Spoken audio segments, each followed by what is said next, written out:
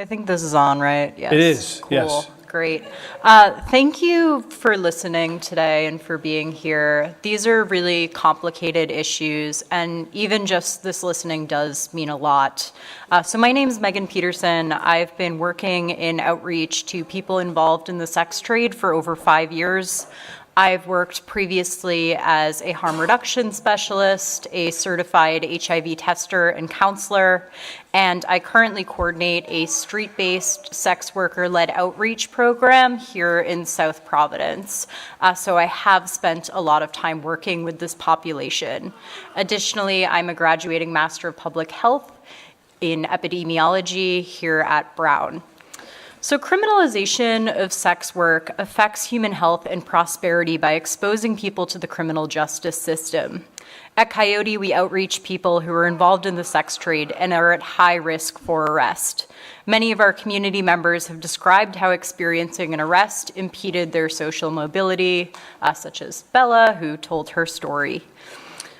For example, some have discussed how having a criminal record made it difficult to find employment or housing. So even in Rhode Island, where we have so-called ban the box legislation, which prohibits asking about criminal history in job applications, having one's legal name attached to a newspaper article or a police log detailing a prostitution raid can sink a job application after a quick Google search.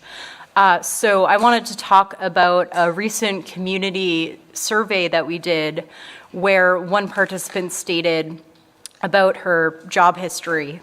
I think my past prostitution conviction would stop me from landing a good job.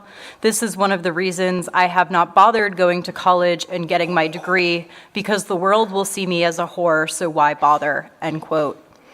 Others in our community have discussed how arrests caused them to be alienated by their peers, coworkers, and neighbors. One client recently discussed how after her photograph was shared by local news outlets, she received threatening text messages. Some of these were from a former romantic partner from whom she feared bodily harm.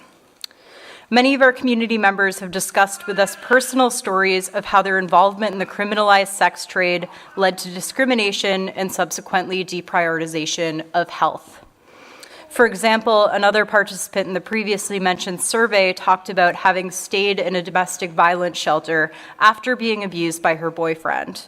She said, quote, "I was treated okay at the domestic shelter until someone found out I was a sex worker.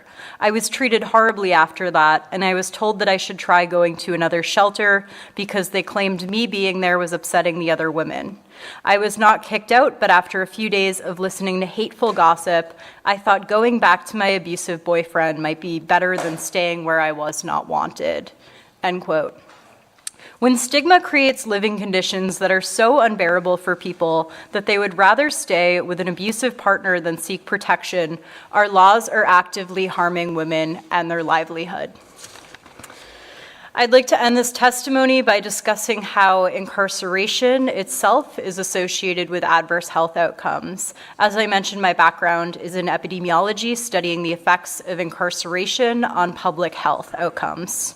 Although access to care is guaranteed in correctional institutions, the Urban Justice Center has found that many prisoners with pre-existing medical conditions did not receive treatment while incarcerated. Further, researchers at Stanford have found that although rates of substance use disorders are high among incarcerated populations, only 1/4 of people passing through the criminal justice system receive treatment for these conditions while incarcerated. Additionally, after people are released from incarceration, the post-release experience is very stressful. As we can imagine, people often have to coordinate re-entering social relationships. People may have to navigate a job that they abruptly left, or not having been available to take care of needs like maintaining their housing. As a researcher at UC Denver found that lack of social support after incarceration following the disruption of these relationships often led to increased likelihood of alcohol and drug use. Stigma can also have a major effect on health. It can act as a stressor that may be associated with negative psychological adjustments, help-seeking behaviors, and access to medical and social services. Many social scientists, for instance, have discussed how the process of disenfranchisement that people feel after incarceration has the ability to worsen individual health and exacerbate health conditions. I'm really proud to live in Rhode Island, which is a state that has a strong record of backing policies that are backed by evidence-based medicine. This bill is one step forward to a stronger, healthier state that does not punish people for victimless crimes. I urge you to pass this bill.